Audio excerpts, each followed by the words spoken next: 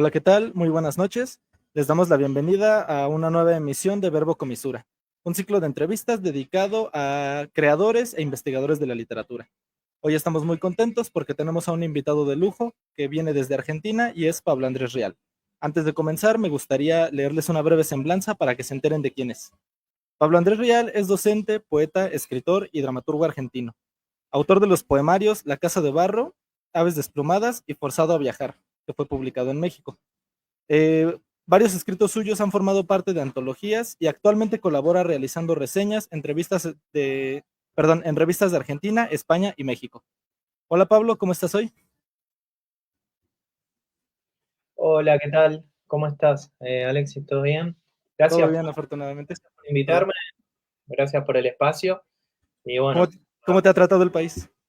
bien, quedé maravillado con el país, con la cultura, con la gente, muy cómodo, muy en casa. Así que Estuviste en Ciudad de México y en Puebla, ¿verdad?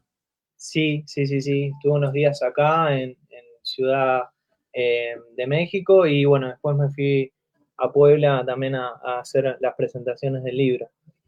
Qué bueno, pues ojalá te hayas llevado una gran experiencia. Visitaste dos de las urbes más importantes del país, entonces yo creo que te llevas una buena perspectiva. Eh, Aunque no lo mencioné en tu semblanza, quiero comenzar por una cuestión personal. Tú eres administrador de profesión, es decir, no estudiaste literatura.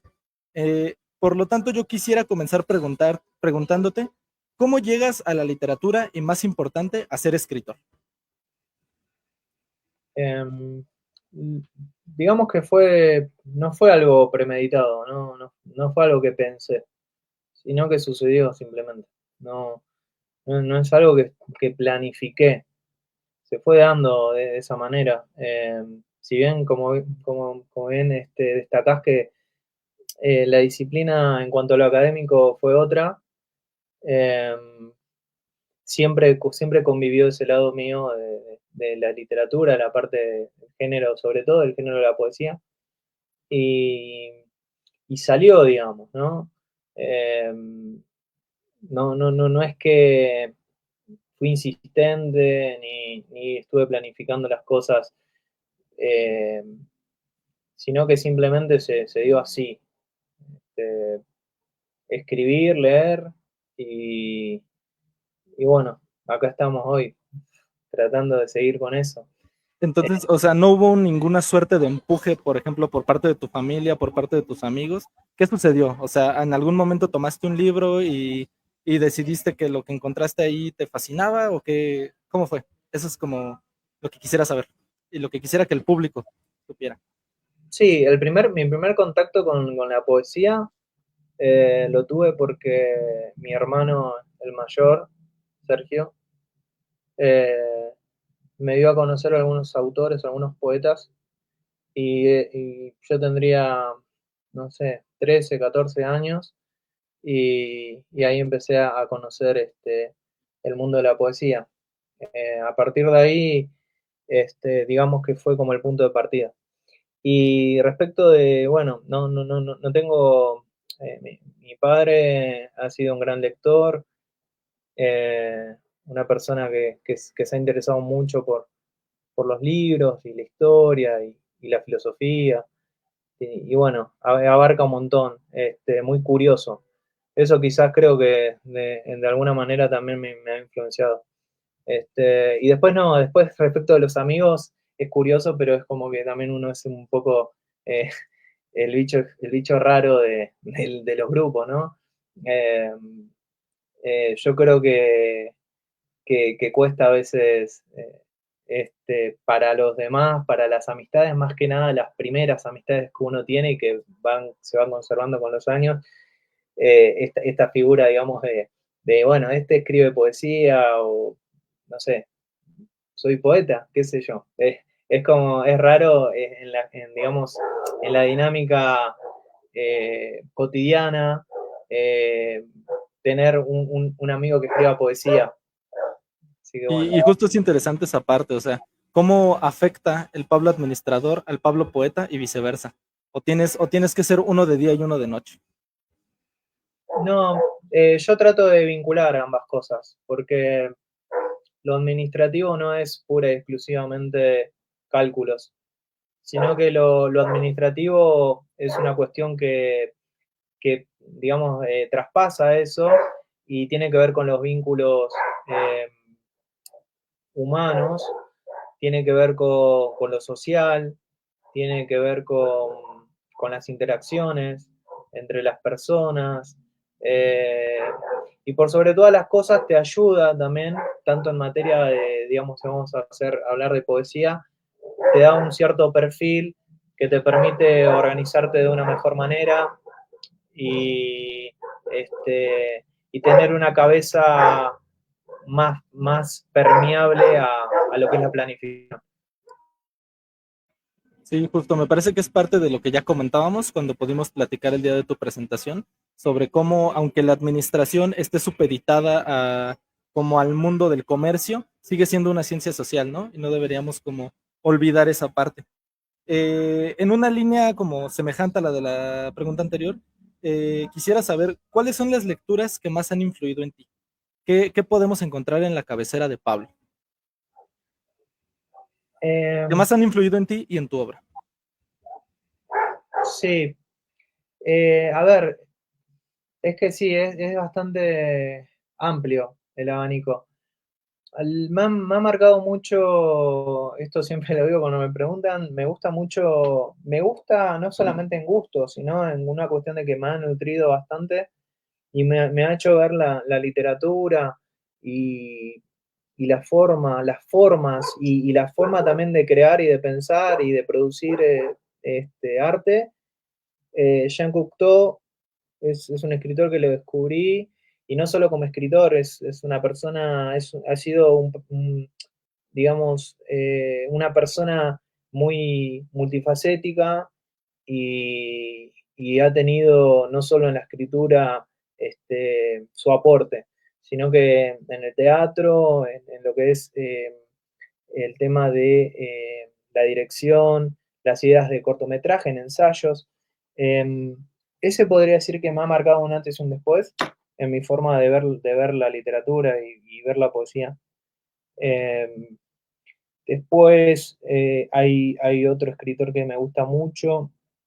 Te voy a nombrar un par de franceses porque en un momento consumí mucho artista francés y Jean Genet también. Eh, Después autores también como portugueses, como Saramago, eh, Pessoa, eh, y, y, bueno, la infinidad de poetas también que uno va descubriendo con los años. Este, Después, obviamente, es que es tan grande Kafka, este, eh, un poco los cuentos de Poe. Eh, eh, es variado, Rilke. Un panorama amplio y también bastante clásico, Sí, diría. En es, algún punto de tu presentación recuerdo que también mencionabas tu afición por los diarios. ¿Nos puedes hablar un poco sobre qué te atrae de este género? sí, me apasiona bastante, me atrapa bastante leer diarios. Hay un diario que es Los diarios de John Cheever, eh, que es muy bueno. Después encontré esta suerte de reflexión y de intimismo, digamos, del autor. Eh, algo se podría decir una suerte de diario, pero no tiene forma de diario, sino que es más casi una reflexión final de los últimos momentos, digamos, de la vida, antes del fin, de sábado. Me ha gustado mucho. Cartas a Teo de Vincent Van Gogh. Eh, Volviendo un poco a las cartas y a la cuestión epistolar, ¿no? A las correspondencias, que era esto de, eh, si no me equivoco, era Rilke el que escribió cartas a un joven poeta, no sé, corregime. Si es así, no es así. Pero No, es según muy recuerdo, sí. Sí, estás bien. Ajá. sí, sí, sí, si no me equivoco, era de Rick. Bueno, toda esta suerte de cosas, cuestiones reflexivas, Pavese también, el oficio de vivir, el oficio del poeta. Uy, esos son para cortarse las venas, ya, no queremos Es deprimir a la audiencia, o no sé si sea tu intención, igual y sí. No, sí, son cosas no para leer de corrido, evidentemente. Son cosas que uno son como materiales, digamos, de consulta. Es como Claro, para leer. ¿no? Y son interesantes porque es donde los autores suelen ser más sinceros, ¿no? Sobre todo en casos como el que mencionas de Sábato, que ya es una reflexión de la vejez, entonces es donde se expresan sin menos filtros. Eh, por aquí nos deja un comentario Francisco Casado que dice, aguante forzado a viajar. Saludos a Francisco Casado, que siempre sigue las transmisiones. Bueno, ahora, Eh, te quería preguntar, esto puede ser de interés, me parece, para el público, que el público de irradiación, aunque se ha extendido a América Latina, es fundamentalmente mexicano. Entonces, te quisiera preguntar, ¿con qué obras literarias mexicanas has tenido contacto? ¿O cuál es como la literatura mexicana que más resuena en este momento en Argentina? Creo que puede ser una pregunta de interés para el público. Ahorita nos están viendo 2 millones de personas. ¿No es cierto? bueno, bueno, principalmente, este, no puedo no nombrar a Juan Rulfo. Eh, digamos, por así decirlo, es el que más sinceramente he leído y después sí he leído mucha poesía, he pasado un poco por Octavio Paz y he leído algunos no, muchos poetas contemporáneos, acá poetas mexicanos. Tuve la suerte de recibir un obsequio de un patriota, de un amigo de acá de México, que me ha regalado esto, una antología de muchos poetas digamos, actuales.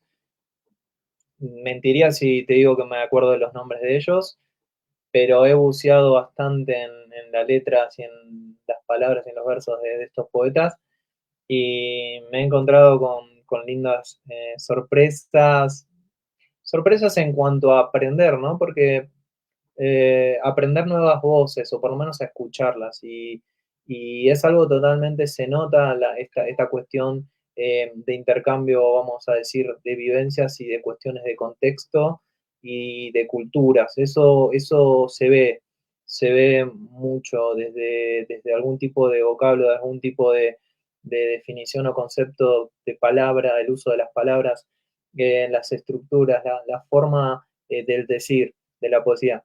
Y es muy interesante escuchar otras voces que no estén tan familiarizadas con uno mismo. Eh, después, los cuentos también ya te digo, de Juan Rulfo fue lo más actual que tengo en la cabeza. Y obviamente que no podía no leerlo a Pedro Páramo porque es como emblemático y si no, no estaba perdonado para nada, no podía no Y, leerlo. y aquí como curiosidad, ¿cómo fue tu encuentro con México después de que en el imaginario habías construido una imagen del país a través de la lectura de Juan Rulfo? ¿Crees que choca o crees que encontraste precisamente el escenario, los escenarios que describe Juan Rulfo? No, por suerte no, o sea, no, me encontré con otra cosa. Igual, sí tiene, a ver, está teñido lo que hace Juan Rulfo en esta pequeña novela. Sí hay una cuestión muy de la cultura, ¿no? Hay un tema con la muerte muy presente, eh, con la muerte, los muertos, ¿no? Los fantasmas, las almas, este, pero no, se siente obviamente esta cuestión bien autóctona, bien a carne viva del escritor respecto de lo que refleja el país cuando uno va caminando y ve todas estas cuestiones que son ajenas, por lo menos allá en Buenos Aires.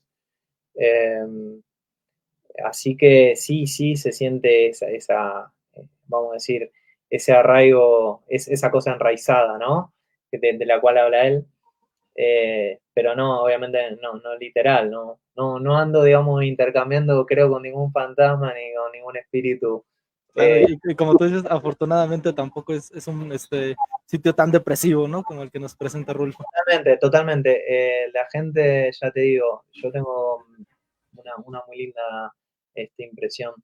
De hecho, eh, se ve la otra cara, ¿no? De un poco de lo que, obviamente es muy sombrío lo que relata de la novela Pedro Páramo, pero se ve un muy buen trato, un muy buen ambiente, eh, mucha cordialidad, por sobre todas las cosas, amabilidad, eh, y una fraternidad muy grande.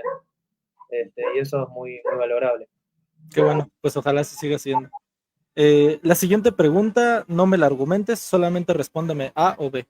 ¿Boca Juniors o River Plate? River. Perfecto.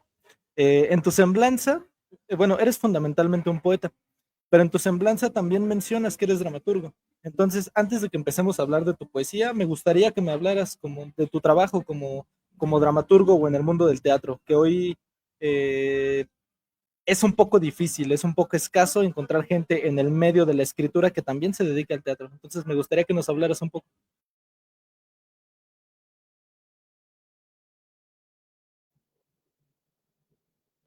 Sí, Perdón, ¿me ahí, escuchaste? Ah, ok. sí, ahí te escuché. Sí, claro.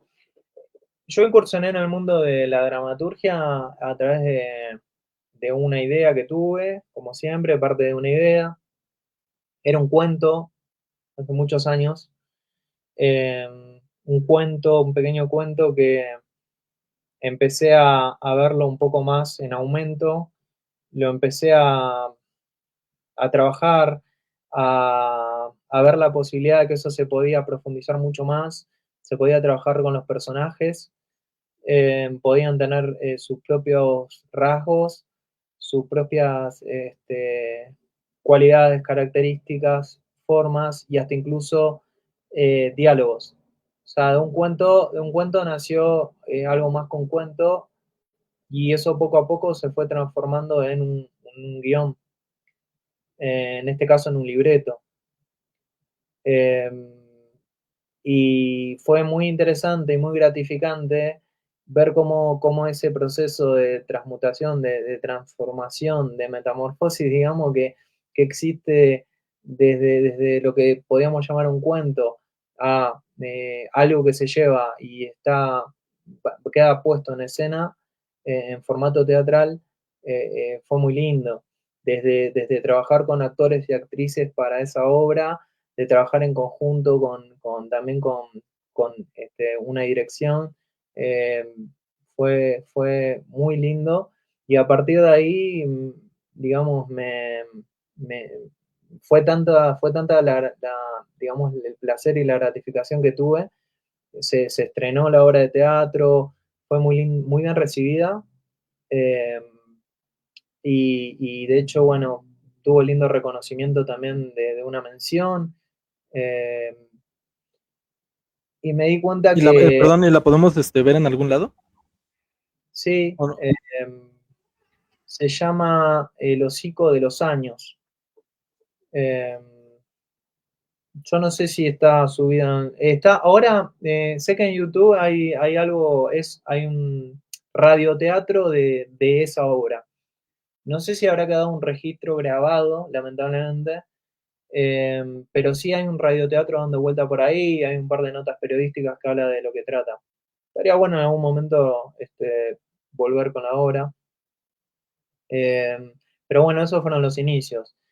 Después empecé a escribir otros tipos de obras, digamos, bajo más de lo absurdo, llevándolo casi te diría a lo cómico, a lo tragicómico. Eh, y me gustó mucho. Y después de eso se empezó a cambiar en otras formas, en otros formatos, como es el audiovisual. y empecé a trabajar en equipo y a hacer cortometrajes. eh, y a bucear un poco también, meterme, sumergirme un poco también en ese ámbito.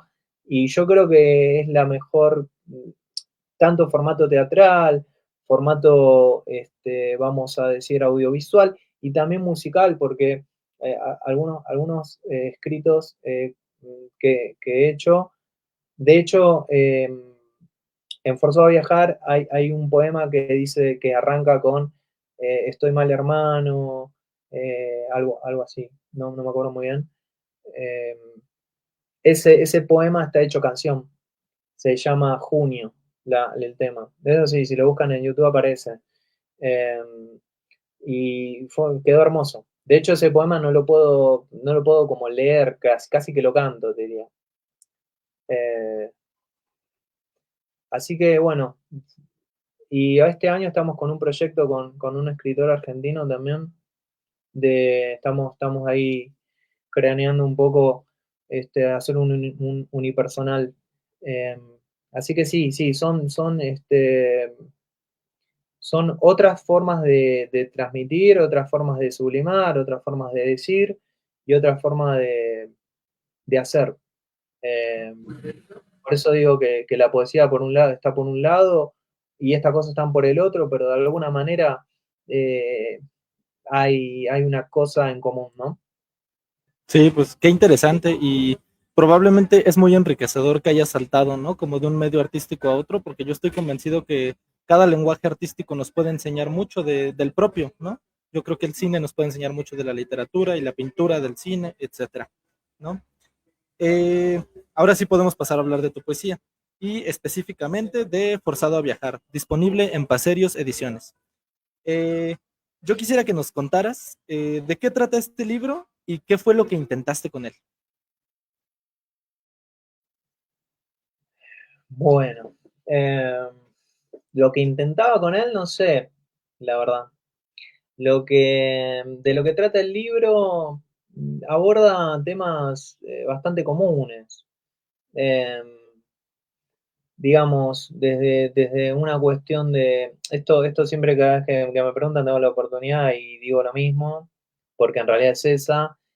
Muchos de los poemas han sido escritos durante la pandemia, eso como un punto clave, creo que es un punto a destacar. Quizás las tonalidades de los poemas eh, aseveran y confirman un poco ese contexto. Después sí, hay algunos poemas previos a eso y hay algunos que vinieron después, unos poquitos.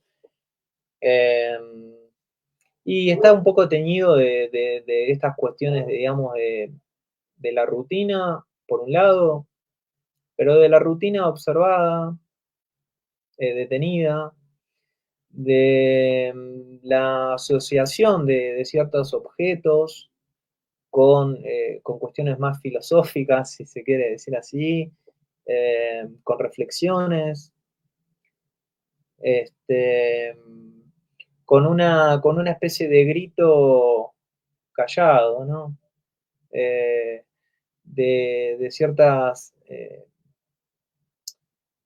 a ver, ciertas pesadumbres de uno, ¿no? Y de uno y de todos. Esto es un poco también lo que insisto y no nos sorprende a nadie, porque la cuestión, ya te digo, de esta cosa frágil, ¿no? Que somos nosotros, nuestro cuerpo, nuestra conciencia, nuestra psiquis. Eh, Sí, y justo, la, y aunque no es en su plenitud, me atrevo a decir que el libro tiene bastantes poemas que manifiestan como una visión un poco pesimista, ¿no? De la vida. O tiene, no sé si tú lo percibes de esa forma. sí, o sea, no es un canto a la alegría, pero tiene algunas cuestiones que, como bien te decía, que pasa por todos estos asuntos, estas temáticas, estos tópicos, pero también tiene un dejo de optimismo. Hay una cuestión dentro de lo que es la añoranza o lo que uno hubiera querido que pase o esperaría que pase, esta cuestión de medio, digamos, de la nostalgia, ¿no? Hay un juego ahí, pero hay una cuestión también, te diría hasta tierna, que no tiene que ver con el pesimismo, sino que tiene que ver con una visión un poco más dichosa, un poco más amable, un poco más cómoda, de lo que, digamos, de lo que es el transitar, pues que es un poco lo que habla del libro, ¿no? De esto de lo que es viajar, digamos, ¿no? Desde el punto de vista del camino y de lo sinuoso y de lo zigzagueante que pueda parecer o es, este, se entremezcla todo, digamos, hay de todo un poquito. Eh, es imposible, digamos, decir, sería una mentira decir que está lleno de optimismo el libro, porque no es así, pero también sería una mentira decir que es un libro en el que solamente hay una suerte de lamentación permanente. No, no, no. Hay algo más que eso. Y bueno, por eso también se le invita al lector o a la lectora para que opine al respecto, pero es una cuestión, ya te digo, de evocar y de invocar situaciones que generan una cosa agridulce, ¿no? Sí, hace un rato lo mencionaste, lo has adelantado. Te quería mencionar que en el libro hay como podemos percibir una fuerte inclinación al tema de la infancia o a ese asombro propio de quien está conociendo el mundo. Entonces quisiera preguntarte, ¿qué importancia tiene para ti este tema? ¿O por qué la obsesión? ¿Por qué la insistencia? Eh, sí, la infancia forma parte, creo, de todos. Eh, me parece que en la infancia está toda la poesía, de eso no tengo duda. Es decir, me pueden pasar 20.000 millones de cosas ahora, de adulto, pero de alguna manera voy a retornar a mi infancia y creo que de ahí se desprende todo. Porque la forma en que miramos las cosas suceden en la infancia. Me parece que pasa por ahí, por lo menos hablo por mí. Eh, hay muchos poemas que no hablan de la infancia, eh, sino que hablan ya de una edad adulta, de una época en la que uno ha madurado, digamos, o no lo suficiente y ha pasado por situaciones, te diría, una especie de orfandad, eh, de sentirse un poco huérfano, si se quiere, o no huérfano de padre ni de madre, sino huérfano eh, como, como ese sentimiento de soledad que quizás es medio insondable y es más una sensación que quizás una realidad cierta. La infancia recorre todo esto, sí, eh, y no lo veo mal, de hecho, creo que lo veo bastante bien. Recuerdo que en algún momento de la entrevista que diste la semana pasada, mencionabas que una de las tareas, bueno, corrígeme si no, corrígeme si estoy poniendo palabras en tu boca.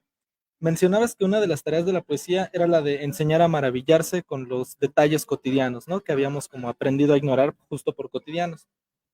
Me parece que de esa consideración se desprende una suerte de poética de la desautomatización, ¿no? Por emplear como la terminología de Shlovsky. Entonces, si estoy en lo cierto, me gustaría que desarrollaras un poco esa idea, porque creo que puede ser interesante. Sí, yo me quedé muy en la idea esta de, hablando de Cocteau, que bueno que lo nombré, leí en no me acuerdo si era tipo un manifiesto, unos libros de esos que el tipo escribe, estaba escrito. La profesión del poeta, no sé, algo así era el libro, no me acuerdo. Y hablaba un poco y hacía un poco de analogía a una suerte de ejemplo, en donde él decía, eh, un zapato es un zapato, una cosa así, ¿no? Estoy parafraseando porque la verdad que no me acuerdo, pero decía algo así, un zapato es un zapato. El zapato, nada, lo usás, andás, lo dejás ahí tirado, ¿sí? Eh, ahora, si lo lustras, le sacás brillo. Si le sacás brillo, le das notoriedad, es decir, le das relevancia y le das existencia y no es un zapato más. Digamos, un poco la idea es de ese detenimiento, pero no un detenimiento ocioso, no hablo del ocio, hablo de la atención, digamos, estar atentos a nuestras propias distracciones, pero para eso tenemos que lograr distraernos y quedarnos atentos a de lo cual nos estamos distrayendo.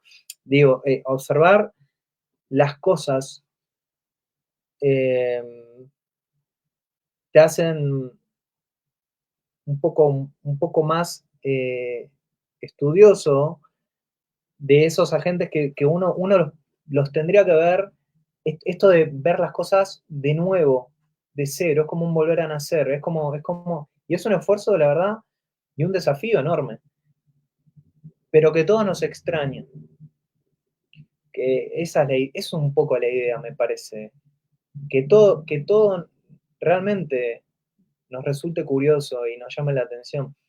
Y eso es algo que sí se pierde, y volviendo por eso considero tan importante la infancia, porque en la infancia vivimos con esta constante de estarnos preguntando el por qué, y qué es esto, y qué es lo otro, y para qué, ¿no? Y de grande esas cosas se van este, reprimiendo, suprimiendo y hasta quedando en un plano totalmente distante a otras cosas que, bueno, que la prioridad es la que ya todos conocemos.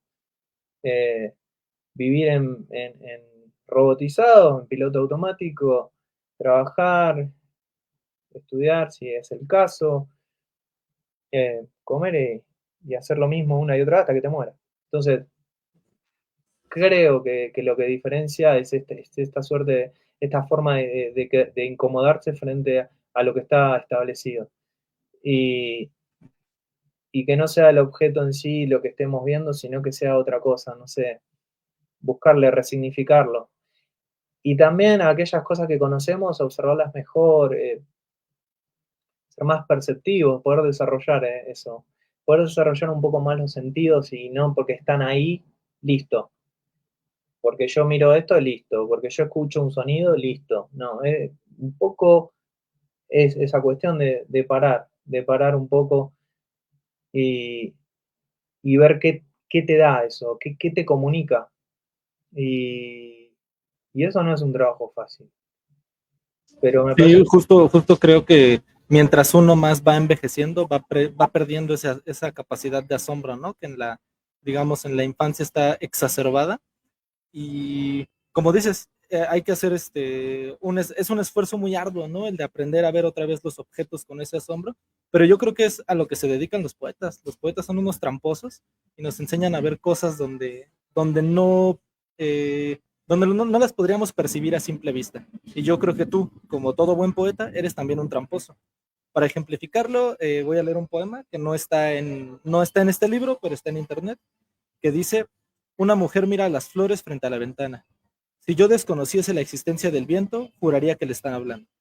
O sea, a mí me encanta cómo a través del recurso de la ingenuidad dotas como de una suerte de personalidad o de conciencia a las flores, y me parece fabuloso. Perdón. sí, sí, sí, totalmente, totalmente. Nosotros sabemos, lo que tengo con los poemas es que yo esto lo dije la otra vez, en una ocasión, en una entrevista, se lo dije exactamente lo mismo porque tiendo a repetir la cosa porque es así. Me lleva, cada poema yo me acuerdo de la situación en el momento en que lo escribí, es increíble. Me lleva al momento. Y, Y es verdad, es decir, che, y me acuerdo la imagen de la señora, me acuerdo la imagen, esto no fue propia imaginación mía, pura creatividad. Esto es observar y es lo que estamos diciendo. Y observar algo y no acostumbrarse a lo que uno ve, no quedarse con esa idea ya, ah, es esto, es una señora que está regando una planta. Listo. No, hay otra cosa. Y, y bueno, ese es el trabajo, si, yo creo que es un trabajo que tiene el que escribe poesía. Eh, poder dar una vuelta de rosca a lo que comúnmente uno visualiza de una manera superficial. Profundizarlo y darle un propio lenguaje. Y ahí me parece que está el punto. Claro, dotarnos de una suerte de filtro, ¿no? Para ver de otra forma la realidad. Eh, Tu libro está hecho de frases breves y de un léxico y sintaxis que podríamos llamar un poco sencillas, lo que de unas décadas para acá hemos conceptualizado bajo el término de poesía conversacional. Quisiera preguntarte, ¿por qué emplear este estilo? Es decir, ¿tú comienzas escribiendo en verso medido o desde el inicio utilizaste este estilo y lo fuiste perfeccionando con el tiempo? Coméntanos. Eh, cuando mis inicios, en mi incursión en la poesía, los primeros poemas eran terriblemente barrocos, vamos a decir, inentendibles. Ni yo me los entendía. Pero pensaba que la poesía era eso. Y, y después me di cuenta que la poesía puede ser eso, pero puede ser otra cosa. Me di cuenta que nada está bien y nada está mal en esos términos. Y que, y que el decir yo me tengo que sentir como persona que escribe lo más cómodo posible conmigo mismo. Y a mí, en lo personal, no me gusta demasiado la poesía, que no entiendo, no le veo el sentido. Eh, no le veo el sentido cuando parece intencional, cuando se quiere escribir algo, pero para que no se entienda, entonces es un poema. Que eso es lo que ha alejado muchísimo y quizás al lector de lo que es el poema. Claro, Al- un poco de este exceso de las vanguardias, ¿no? Que fue como propiciando una suerte de poesía cada vez más minoritaria que, como dices, terminó por alejar al público, ¿no? No necesariamente especializado. sí, sí, por un lado, digamos, esto es importante aclarar, yo no veo mal esa poesía, no la veo mal, no veo mal que tenga un decorado, que tenga adornos, que tenga artificios, que tenga los recursos que quieran tener, no lo veo mal, no es la poesía que yo hoy en día elijo y yo prefiero la poesía que me transmita realmente cosas y no que la lea y no entienda nada, o sea, por lo menos a mí me pasa eso. Distinto es si hay unas palabras que no entiendo, bueno, busco en el diccionario. Pero ahora, si no se entiende nada de nada, o sea, realmente pongo en duda, sinceramente, si esa persona que lo escribió quiso complicarla para, no sé, dar una cierta imagen de, no sé, de, sí, yo, mirá cómo escribo, o si es genuino, pero eso ya no lo sé. Lo que sí yo me quedo como lector es en lo que yo elijo como amante, digamos, de la poesía. Y, y por otro lado, yo escribo así porque me siento cómodo. Con el tiempo, con el cambio, con el correr de los años, fui modificando mi forma de escribir y me parece que eso está bien, que forma parte de los procesos y, y al momento de uno de decir, eh, qué mejor que decirlo claro. vos fíjate que uno puede escribir claro y a veces esto que nombrás, lo sencillo. Sí, lo sencillo. Claro, Pero y es algo que ya comentábamos la semana pasada, bueno, que yo te comentaba, que aunque en un nivel como superficial, tu poesía pueda parecer sencilla, sí está llena como de procedimientos o de ideas bastante complejas. El libro, Forzado a Viajar, está lleno de como de estos poemitas, de estos poemas breves que se asemejan como al haiku, como a la microficción, a la sentencia o al aforismo, ¿no?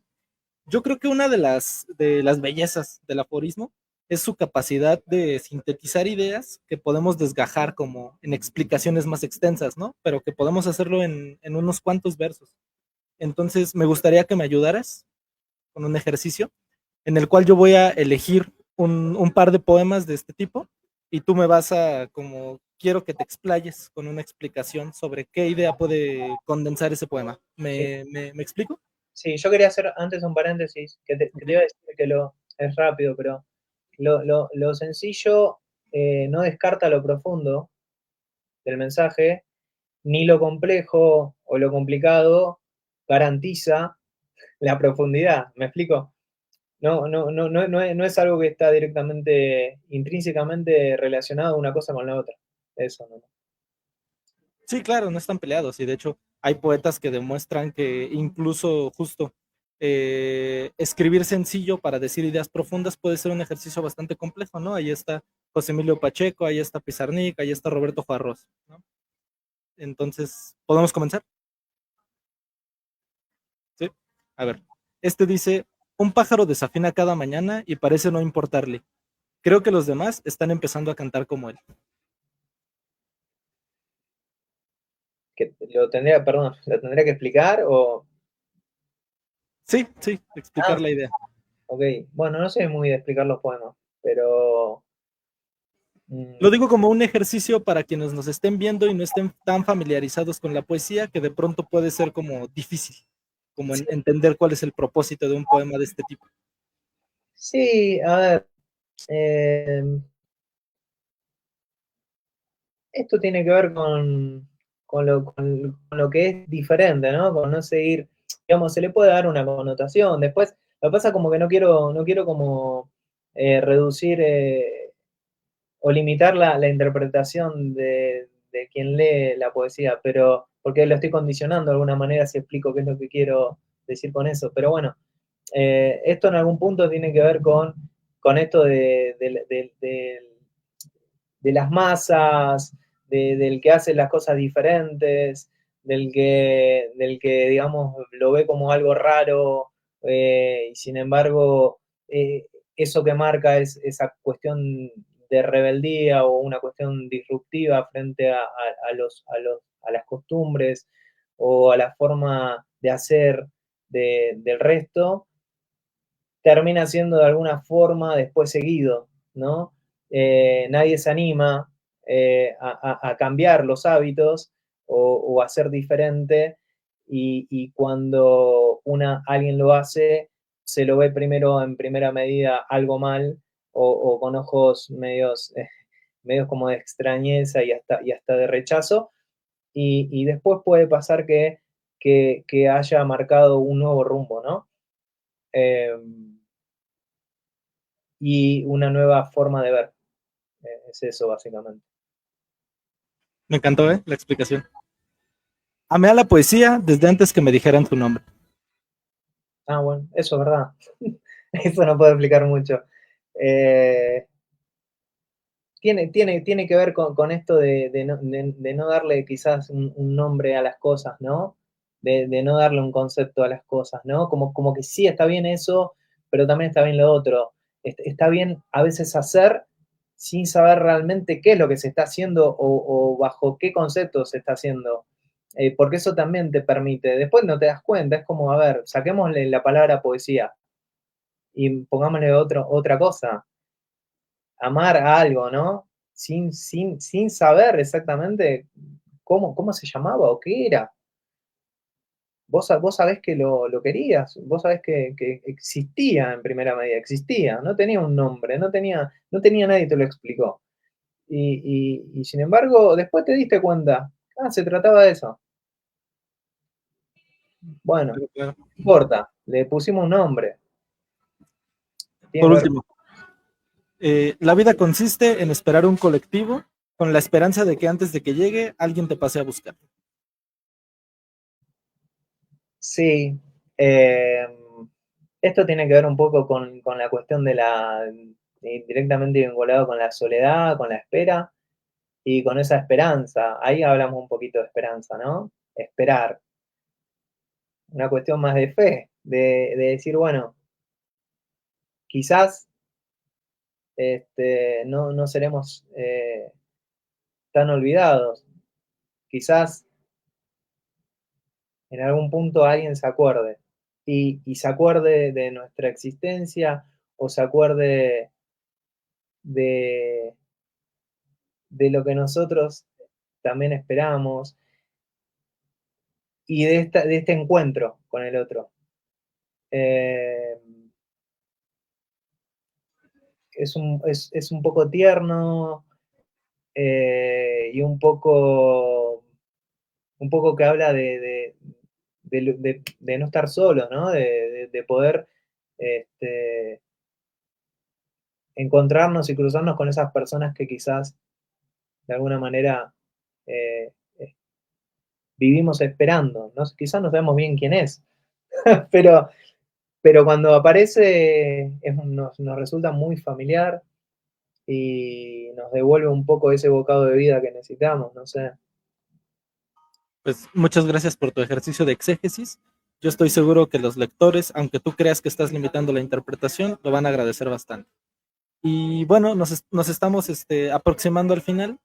Y aquí en Irradiación solemos preguntarle a los invitados qué proyectos están realizando ahora o qué proyectos tienen pensados a futuro, para que te podamos seguir el paso. Si nos puedes contar. Sí, este año estoy con dos proyectos. En realidad, uno es proyecto, el otro prácticamente está casi concreto, pero es cuestión de tiempo. Este año, si todo sale bien, sale un libro, otro libro, se llama Leonor, eh, saldrá por mayo, estimo, si todo está bien, si todo va bien, y responde a una estructura más epistolar, en donde hay un intercambio entre, entre dos personas con dos miradas totalmente diferentes de las cosas, de los sucesos por los cuales se están pasando, ¿no? Están pasando. Eh, y lo más lindo, lo más interesante, que fue un desafío para mí también, fue darle a las cartas una forma de poema, ¿no? Eh, de poesía. Y hacer de los versos un diálogo. Que eso para mí fue algo, para mí, este, mi persona, fue algo nuevo y novedoso para mí. Y digo para mí porque seguramente y lo sé que bajo este tipo de formas hay también este, variedad respecto de estas formas de decir y de hacer poesía, pero bueno, me resultó muy interesante ponerme en esos papeles, una mezcla como que tuve que generar en mi cabeza una persona con un carácter, otra persona con otro carácter, y algo distante a yo tomar distancia y bueno, y empezar a intercambiar eso. Eh, Perfecto, pues espero que lo podamos leer muy pronto. sí, eso, Acá en México tendrás lectores. Perdón, ¿te ibas a decir algo más? no, eso por un lado y por el otro el unipersonal que estamos haciendo con un escritor, Gustavo, ahí en Argentina. Estamos ahí empezando, ya la idea estaría bueno trabajar y que se concrete una obra de teatro también. Eh, pero bueno, estamos viendo. Por ahora esas dos cosas. No. Perfecto, pues esperemos podamos verlas muy pronto y te deseamos toda la suerte del mundo. En mi radiación también tenemos otra costumbre que es pedirle a nuestro invitado que nos deje alguna recomendación artística, ya sea musical, ya sea teatral, ya sea cinematográfica, etcétera. Tenemos la fortuna de que tú eres una persona que ha saltado en distintas artes, entonces a mí me gustaría que nos dejaras una recomendación cinematográfica. Em, a ver, bueno, ya que estoy, quizás es un clásico, pero El perro andaluz me gusta mucho, como un corto bastante interesante. Muy surrealista y muy lindo, muy para el análisis, y ahí sí tienen una interpretación libre y hermosa para trabajar. Está bueno para verlo con un par de amigos, un par de gentes. Claro, para verlo ahorita en la noche e irnos a tener pesadillas. Sí, más o menos. Gran corto. Y bueno, creo que entonces eso sería todo. Muchas gracias a todas las personas que nos acompañaron en esta transmisión. Sigan a Pablo en sus redes, estén atentos a su trabajo y también sigan todas las redes sociales de Irradiación. No olviden que todavía sigue abierta la convocatoria para el próximo número, que ya le quedan pocos días. Y creo que eso sería todo. Muchas gracias por acompañarnos, Pablo. Espero que estés muy bien y gracias a todos. Hasta luego. Gracias. Gracias a ustedes.